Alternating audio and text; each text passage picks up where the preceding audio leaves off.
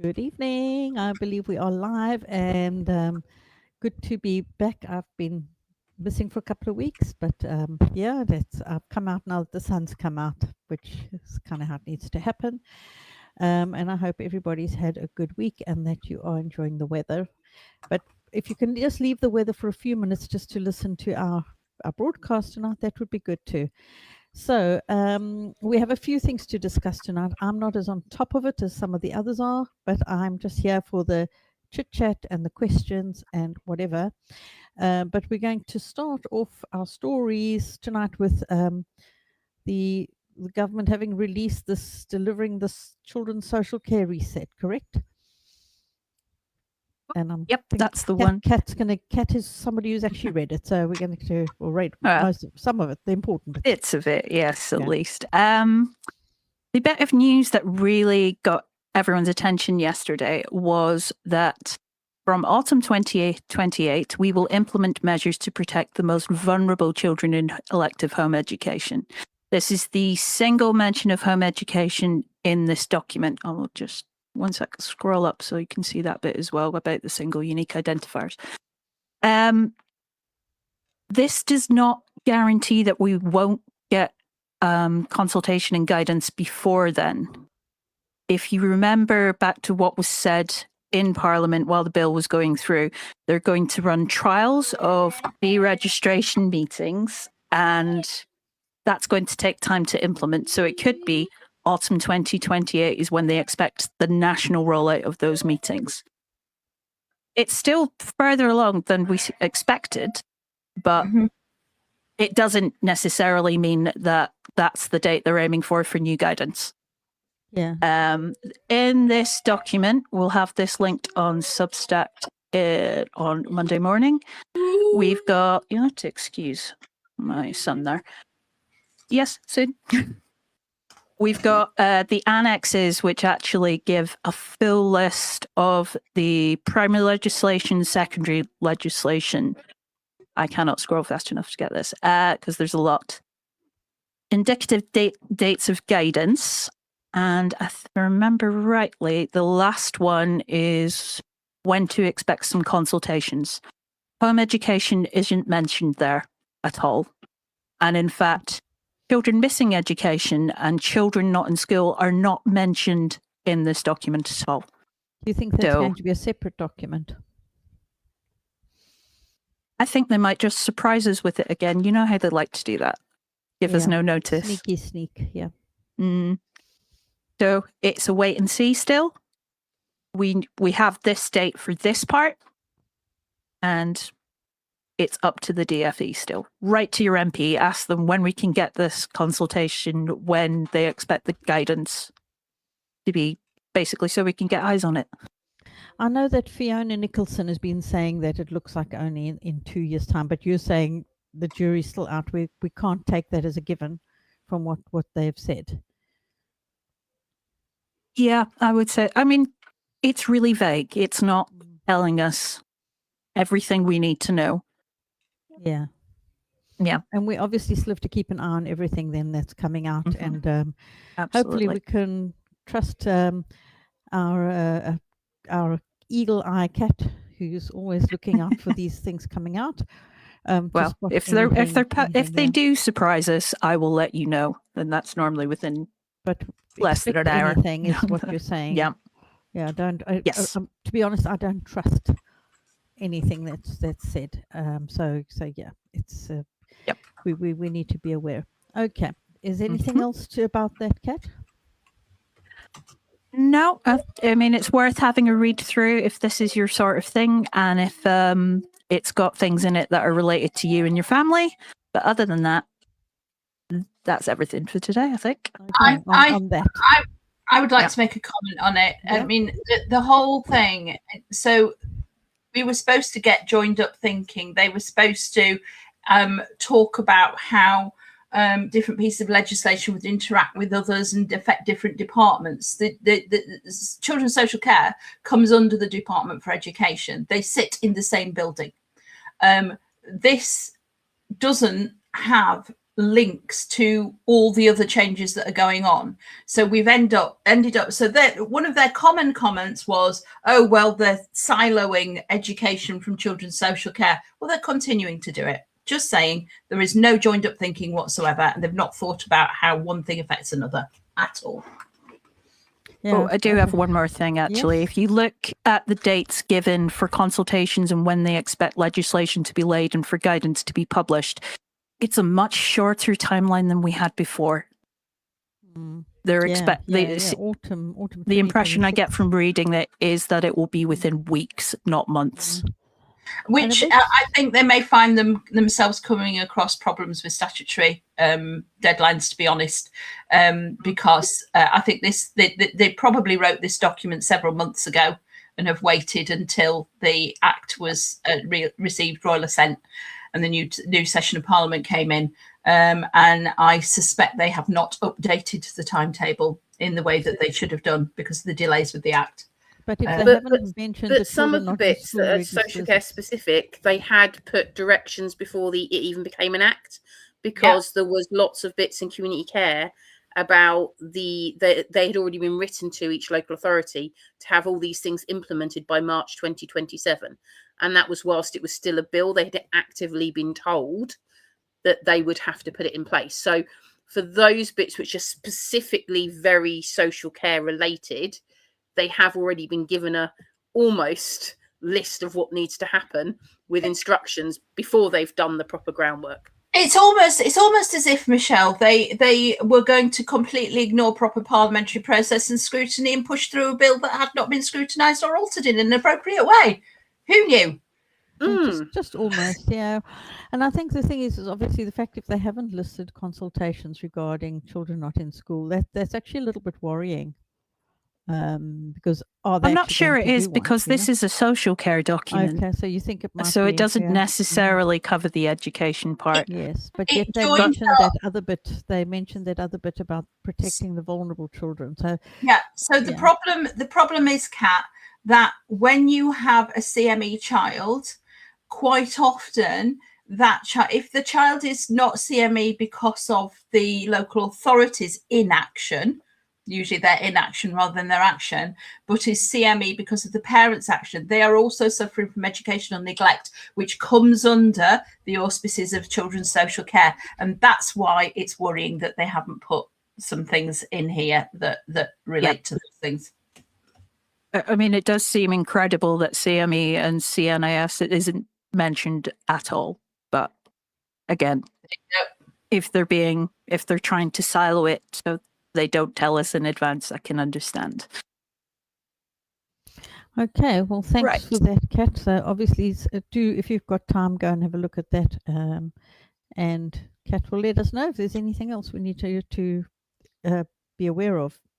Thank you, Kat. And so now we come to this crowdfunder, which I'm hoping most of you will have seen on being shared on Facebook.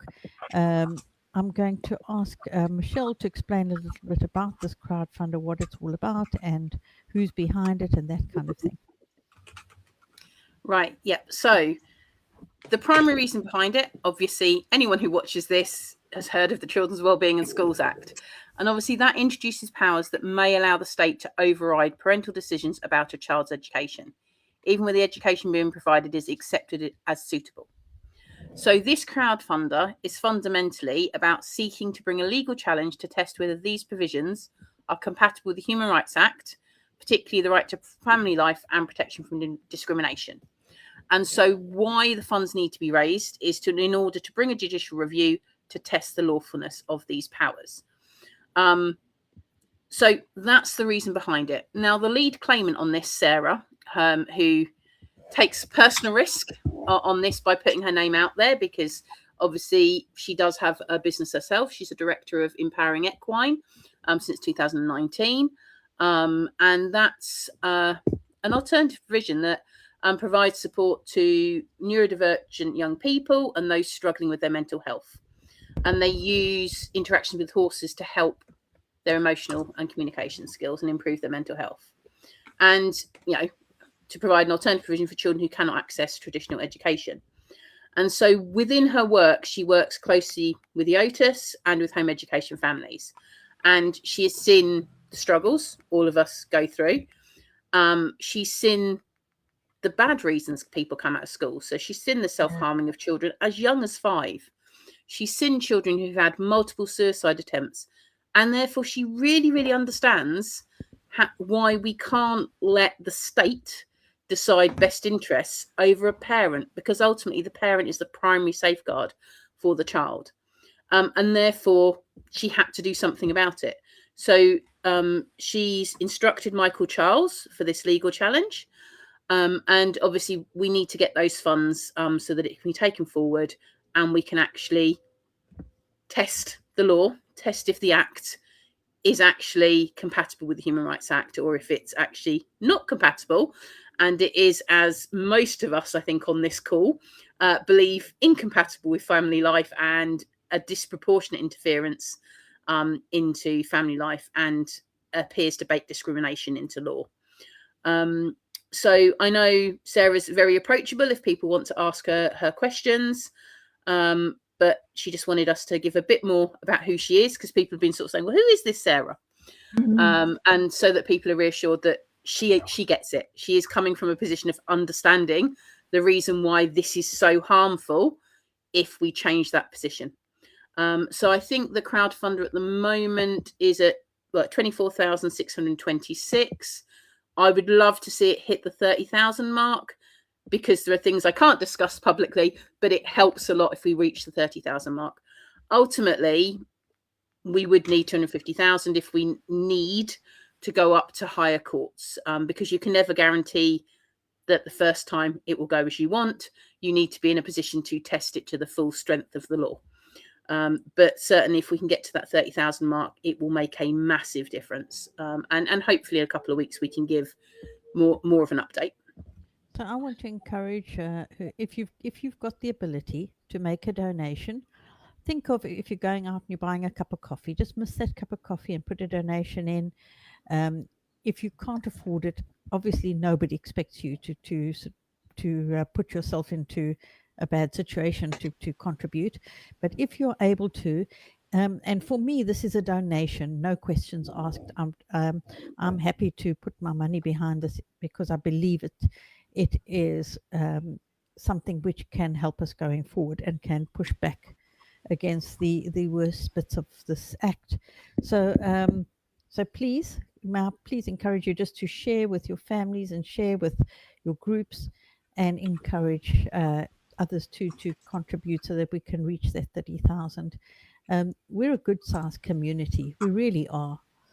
And if everyone in this community gave £1, we would be absolutely fine.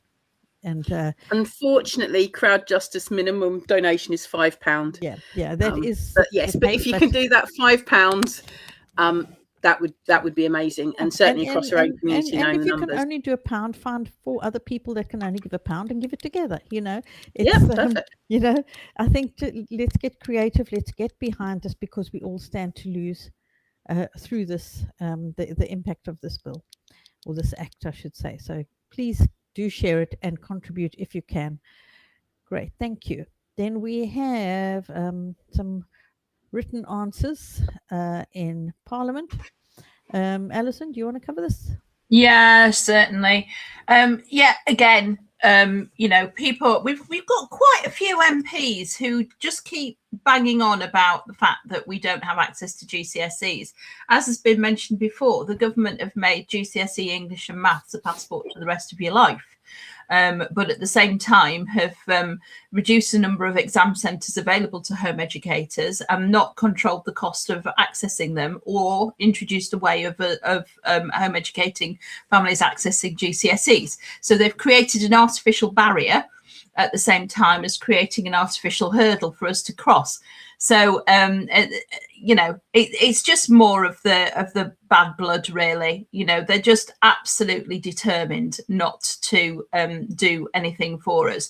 Do bear in mind as well, and I keep banging on about this, reminding people, 30% of any population, any group, any year that sits GCSE English or sits GCSE Maths the grades are set so that the bottom 30% of marks always fail the GCSE. That is the way it works. So you basically have to walk up over other people's heads in order to pass your GCSE. That said, you know, a bit of access to some GCSEs would be great. There are a couple of local authorities who do give access to GCSEs. I'm thinking of Hampshire in particular, and good for them. Absolutely brilliant. But you know, they're asking us to do all this work for them and fill in their forms and report more regularly and they're giving absolutely nothing in return. There was no advantage, there were no carrots, there was no gift to home educators in the Act. There are no things that will improve our lives. I think in the past it used to be, well, I don't want them to offer me exams because then there will be strings attached. Well, they've attached the strings without any benefit, and I think this is what we're saying, is if they are going to make there is a benefit for them, there is a merit to them providing it, particularly if they want to know where children are at, because if they offer this through your local authority, then they will know where your children are at, and they will also be able to see how children are performing. But where this also just really makes me actually angry is that how many of these families have not children out just for the fun of it, just because they woke up and on a whim one day decided, oh, hey ho, I'm going to home educate.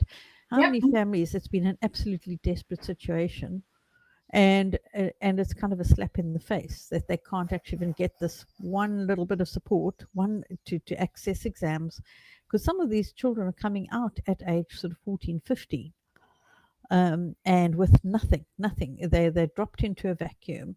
And parents are having to struggle to find the money to pay some of these exam centers, because it costs. If for someone to run an exam center, it costs, unless you're getting it subsidized. There's a cost. So we shoulder that cost. And so it really is unfair. It is discriminatory. So here we have again the same callous approach. You're tough. It was your choice, tough. We're not happy. So nothing has changed there, but just think about if you are going to compete, just perhaps put some of these points to them that we've raised this evening. Okay, then what else? And just to remind people that you can ask your MP to submit written questions on your behalf at any time. And if you would like your MP to submit oral questions for the next education session, your MP has to have those questions in by the 16th of June, I think. 16th of June. I will double check that. That will go in Substack. Some people are doing an absolute amazing job of writing to their MPs. I read about somebody now who's had one response to, she said she doesn't know how many she's sent in letters she's written to her MP. Now, perhaps what you need to do in that case is ask your MP, instead of writing to them, say, can you ask this question in the House of Commons? And so give them a question to ask, which could maybe then get answered and be shared with us here. So so perhaps consider that approach as well. Then next we have this Ofsted story. Alison, are you the one with the know-how here? A little bit. You know, I mean, we have problems with Ofsted anyway, but the Ofsted has finally admitted that you know there's a lot of there's both prejudice and there is also just the fact, you know, so Ofsted will walk into a school and will judge it based on how it looks and how the children look straight away without thinking about the deeper picture. Yeah, they need to look at the cohort that goes into the school. We've always said this, that what often happens with schools is they get judged by their GCSE results and their attendance, etc., etc. They're not judged by the cohort that they bring into, say, in a secondary school year 7, and where that cohort are 2 or 3 years down the line, and whether their attendance has improved and whether their achievement has improved. There's no baseline look at the actual pupils. So it just shows the flaws in the system. And Ofsted's been deeply flawed for a very, very long time, and extremely judgmental about various things. And an Ofsted report's only as good as the people that go in to do the reporting and the inspecting, quite frankly. And also, I do have friends who are teachers, and I know how they skew the system. I really do. I know they work through the night. They'll do a 24-hour stint of writing up reports they should have already written up, and it's a mess. It's a holy mess. It really is. Yeah, well, obviously you're performing for an external body. Absolutely. For the purposes of performing for the external body rather than for the purpose of actually improving things for Yep. the children. Yeah. Yeah. Yeah. It is That's a the deeply problem. flawed system. Yeah. Definitely. That is the problem. Yeah. Yeah. And this thing about using national averages, I mean, really, we have schools in my area. We still have a grammar school system, a very tiny bit of a grammar school system.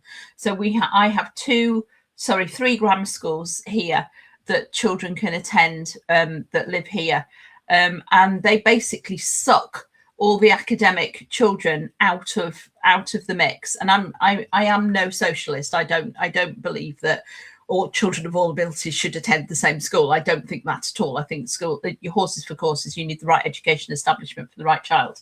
And my child went to grammar school too. But that means that what's left goes to the other schools. And so, of course, the other schools end up with a lower than average achievement. But that isn't taken into account. And this is the kind of thing that is the criticism of the system here. Yeah. Yeah. Okay, well, thanks for that insight. We are now moving on to, is this consultations, Kat, next? Yeah. Yep, Would you like to tell me what we have? We have 2 consultations closing within the next week. The one most people know about, or you should know about, keep bleating on about it, is the Growing Up in an Online World consultation, otherwise known as the social media for children and young people consultation. That one closes 26th of May. Yep. And they very recently added the Welsh translation with less than a week to go. But okay, sure thing. And the other one, I'm not sure I've spoken about this properly, but it's really quick. This would be the easiest easiest call for evidence you've ever done if you want to take part. The UK National Plan for Open Government Call for Evidence. It is basically, they want ideas about what sort of data is useful to people like us and how you can access it. So one of the things I'm going to suggest is I would really like it if local councils and local authorities had the same layout of data on their websites, because I can go look at my local authority and it's all squirreled away in sections of their democracy website that doesn't get even indexed by Google. It's such a pain to find. And someone will ask me, oh, how can I go get that on my local authority? And I'm like, I'm really sorry. Everyone has a slightly different system. It's not all covered by the same committees or in the same places. It's not the same. I had an issue today where I'm very used to being able to go to my local authority website and get the form for applying for an EHCP as a parent to help the parents that I help in my day job. And I had a phone call from a lady in West Sussex. I could not find a form anywhere on West Sussex's website. There was you had to sort of email in the hope that somebody would take you seriously. There wasn't a form. So I find that kind of thing is really extraordinary. And I think, when we're talking about open government, what they're talking about is the information that they give us. But I do think that linked to that is the walls that they put in, like you say, the barriers to accessing services or information about the local authority that shouldn't be there. If it was truly open government, we would have that really easy access. There should be the education, department should have sections on. There should be statutory requirements for various sections and what documents are available to download. I remember as well, one of the things that we have problems with in home education is getting the actual policy of the local authorities. So we've had sort of the guidance for parents, but the guidance for parents isn't necessarily the actual policy. And the policy is where you find all the naughty stuff that they're doing and how they intend to reduce home education by 30% and all of that kind of jazz. Those policies should be readily available, absolutely readily available. And that's what we're talking about, isn't it, Kat? Yeah. Yeah, so some of the so- it just depends. Well, like I said, this is a call for evidence. So it's what would you find useful? Also, what would reduce barriers to access? Because people don't get involved with their local politics or just even keeping an eye on it because it's that complex and it's out of the way and it's just not accessible to people. We have the Local Democracy Reporting Service, which will report on the BBC and maybe some of the local papers, but that's often after things have happened. Yeah. For committee meetings, for council meetings, there are actually sections where you, as a resident, can actually make a deputation to the council. You can go make a little speech about things. Most people don't know that. And also, we don't know in advance when they're going to discuss home ed or local changes. I'll let Alison go. A little reminder for people, the way that local authorities are set up, there are two parts to a local authority. The person that you deal with, who's your home education officer, is an employee of the council. They work for the council. Over here, we've got the elected councillors, the people who you went to vote for the other Thursday, if your council had a vote. So those people that you vote in, the councillors, they are not the employees of the thing. So these people, the councillors, they have meetings that you can attend. All of the stuff that they do should be open access. You should be able to watch videos, read minutes, etc., attend meetings of those people. Those are the people who instruct the employees to do things. Okay, they're the people who are also supposed to scrutinize. They're supposed to keep an eye on how the employees of the local authority fulfill their obligations and duties in law, etc., etc., etc. So do remember that there are those two parts, and you can't blame one for the other unless it's unless they are linked in that way. So when we're talking about open government, we want to see policies, we want to see minutes, we want to be able to watch council meetings, we want to be able to attend council meetings, we want to be able to see the inner workings. We want goodness me, how many times have I tried to find the name of an officer? Who's in charge of children's social care in this local authority? No clue. Not on the website, for example. The simple stuff like that, so that you can write and make complaints, or you can write directly to a director, or you can see how the structure is within the local authority. Those are the kind of things we really need to be able to see in order that we can interact in a meaningful way with local authorities, who at the end of the day are civil servants, which means they're supposed to serve us, not the other way around. Yep, and it's not just local government you can submit ideas for. It could be national government. Basically, it should be really quick. You should just be able to jot down ideas and send it to them. Yeah. And if I remember rightly, there is a bit on there that they might get in contact with you to discuss it further. Yeah. But anyway, easy done. Okay, great. Moving on. Thank you, Kat.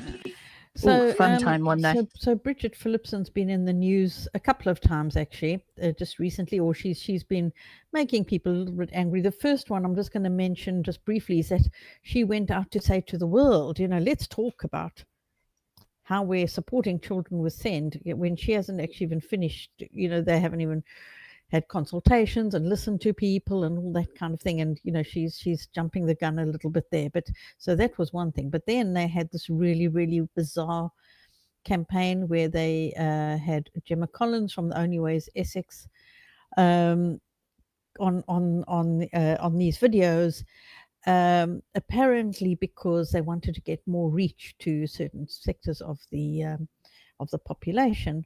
And this has totally backfired. So there's been a huge backlash. It's been discussed. I did see that BBC had featured it. Of course, all Bridget Phillipson is doing is gaslighting people and saying, oh, basically saying we're snobs. People are snobs if they don't like it. But that the complaint is not against Gemma Collins, who I imagine is somewhat hapless in the whole thing and just kind of thinking it's kind of a fun gig to do. But it's the fact that you've got this £90 million PR budget that the Department for Education has, and it's spending it on this kind of thing to promote something that should be so good that you don't need to promote it. But clearly, it's it's not getting, the news isn't getting out because people are not actually interested in what's being peddled. So yeah, so we've had the National Education Union who've actually got an open letter you can go and sign. We've got I've seen Jeremy Vine featured this. I've seen it. I've seen a lovely parody of it by Crew Kern Gazette. And then the other influencer, Mr. Firth, he did a great job of basically really pointing out what the issues were with this, and many people have written, many sort of SEND advocates and so on have written about given their take on this, and it seems it has just really badly backfired, because it's when there are so many credible people that Bridget Phillipson could have invited into this segment to actually listen to somebody that actually can be taken seriously. So I don't know what anyone got any thoughts on this? Want to share their thoughts on this? I'm just, it's indicative, isn't it? It's indicative of the disdain in which Bridget Phillipson and the department holds the opinions and the advice of the experts, the educationalists and the parents, not taking a bit of notice of what any of us have said, and now she's trying to gloss over it by she says, oh, it's just a bit of fun, we need a bit of fun in the doom and gloom, but she totally ignores how many families are in really desperate situations. I could spend that £90 million far better helping quite a lot of families. Thank you very much. Yeah. I mean, the way I interpret her comment about doom and gloom is the fact that people have been giving her feedback on social media. That's her doom and gloom. Yeah, well, normally I don't think that's really appropriate. Normally she doesn't allow. Yeah, exactly. And they've allowed comments on this, and so people have gone for it. And it's not about whether Gemma Collins was paid or anything like that. It's the fact that you've chosen somebody to come on that actually doesn't have any awareness clearly of the problems within the current system and the challenges families are facing. And it's kind of just getting glossed over because it's once again like, rah, look at what I'm doing. Look at me. Look at what I'm doing, and that propaganda machine that's at work. So Dawn has said 90 million could be better spent on helping services to protect families and overhauling the education system. Absolutely. It's just it is in such poor taste. You know what you said earlier, and you do keep saying, Juliet, is that if what they were doing was good, they wouldn't need to spend £90 million advertising it.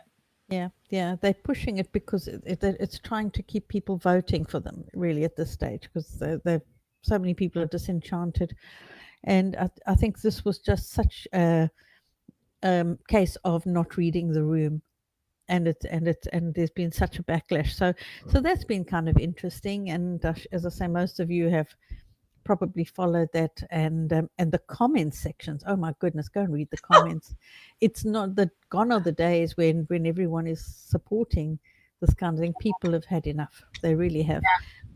Actually, that Mr. First segment, he said something about the comments, and said, don't go and read the comments, kind of thing, anyway, so yeah, it's just once again this evidence that people are not being heard. It's being glossed over because the government is going to do what it's going to do regardless of what people say at the end of the day. So I wouldn't mind a King Kong moment in some ways, but anyway, as the Crew Kern Gazette parody had. But anyway, so that's it, isn't it? That everything?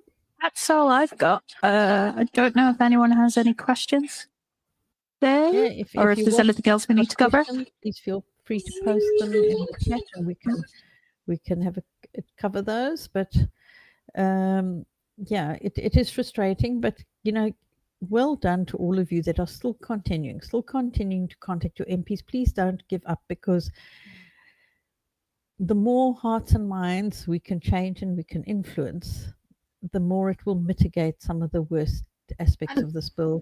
And we're hearing good news. Every week we hear another Labour MP, for example, will start turning against the government. So keep at it, because we need to keep chipping away at it. Parliament's in recess next week, isn't it? To autumn 2028 is mentioned as a date. Is this the earliest? Well, it depends. Did you join us a bit late, Dawn? Because we did discuss this earlier, so perhaps you feel free to go back. I'm gonna steal Michelle's phrase of the DFE love their Weasley words. Absolutely, but yeah, because I'll just recap it. This is a social care document, not a sort of general education document, and it could be that they're waiting until they've got all the trials they talk. No, don't worry about it, Dawn. It could be once they've got all the trials for the DREG meetings carried out and they've got the results of those, then that autumn 28 date is when they plan to roll it out nationally. So we could well see the guidance consultation and the do we have we do have secondary legislation coming, don't we? Well, it could be that we see the guidance enacted before that, and then they'll just make small edits to the guidance afterwards to roll out the home visits and the DREG meetings nationally. But we will keep an eye on it. We will let you know as soon as we know anything, and we don't trust the DFE. That's it. Exactly. But to be honest, if they do this pilot study in 30% of local authorities or something like that, or is it? Yeah, if they do, that sounds right. I actually can't see it ending well, to be honest. I don't think the local authorities are going to be able to keep up with it, because we know how many people are deregistering all the time. Yeah, they don't know yet. They haven't figured that one out. So then with proposed inclusion changes, we may see home ed rates go up. We don't know, but what have I not mentioned to Dawn? In the document linked there before, there was lists of dates for primary legislation enactment, secondary legislation, when we expect consultations. Oh, that's good to know. I'll keep a note on that about the letter. And there was a single mention of elective home education in the document. The guidance document consultation wasn't mentioned at all. Is that all my things? Yeah, I think it was about I want to actually also say, just in terms of that DFE letter, if you do get sent that by your local authority, share it on the action group. You can tag Amy Miles to let her know, because she's trying to keep a track on which local authorities have sent it out and which haven't. So it helps us just to try and see how good the local authorities are, how responsive they are. But we are thankful the DFE sent that one out. So it's been very necessary, and hopefully not too much has been changing in different local authorities. Okay, but I think that's everything. Thank you for joining us. It's May Day bank. What do they call it? The late bank holiday, the late May. Spring bank. Yeah, the spring. Yeah, whatever. I've never got used to it. I was booking appointments for Monday until I realized the bank holiday. Oh no! But, I'm certainly looking. We're planning a barbecue. Just remind me, Julia. How long have you lived in the UK? I've 19 years now. So yeah. It doesn't come easy to me. So yeah, can't teach an old dog new tricks. But anyway, hope you're going to all be getting out and enjoying the lovely weather and enjoying the weather this weekend. It's all the forecasts looking pretty good. And have a good half-term break, those of you who are doing something. And yeah, it's look out for, I mean, I know half term's not the same for every county, by the way, so I should be mentioned, but I do look forward to less traffic on the roads for school run in these breaks. Makes it much easier getting about. So okay, anyway, have a good evening, everybody, and bye from all of us. See you next week.